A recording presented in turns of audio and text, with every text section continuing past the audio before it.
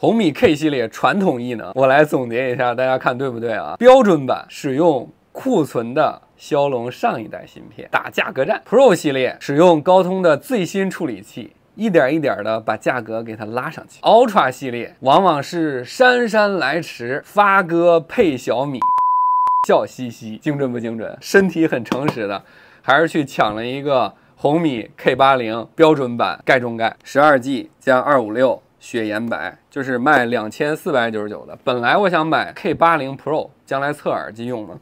我一看价格，3699的都被抢完了，剩下的是4299的。我是傻啊！我买红米花4000多块钱，咱就单说这红米 K80啊，2499，好像不算个啥钱，但是你放在今天，它都是骁龙8进3里贵的了。说明书扔，送了一个硅胶的保护套。硅胶套有个好处就是时间长了不会像清水套一样发黄。我再说一个大家可能都不是特别注意的细节啊，这是上一代的 logo， 这是新一代的 logo， 它也在慢慢的提升它的档次感。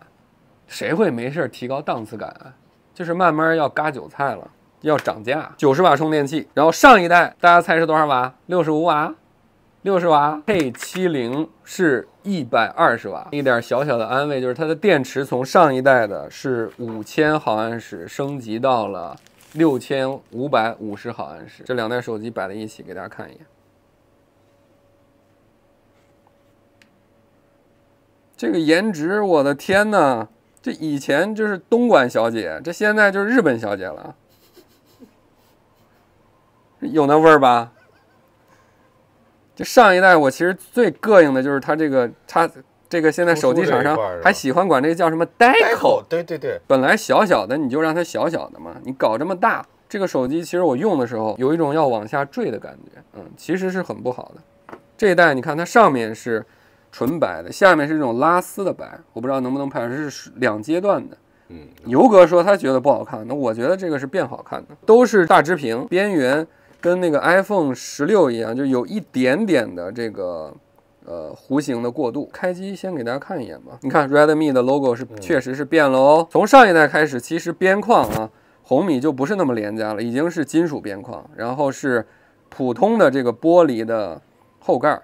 上一代是这种丝绒质感，这一代是这种普通玻璃质感，然后屏幕的这个边框几乎是一样的。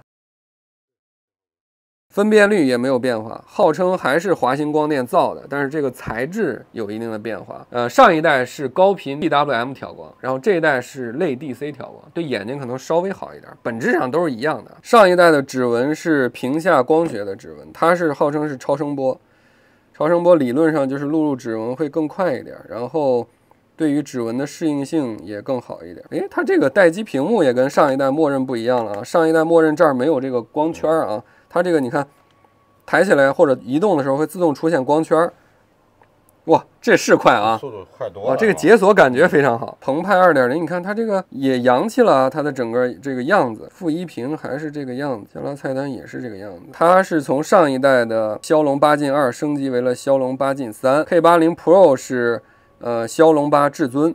所以它每个都是错代的。上一代的 K70，现在我估计1999就能买着，它是骁龙8进2。就你如果预算特别的吃紧，其实 K70要是1000多块钱，我觉得还真挺好的。前置摄像头，其实是有一定变化的，这个更红，对，这个更自然。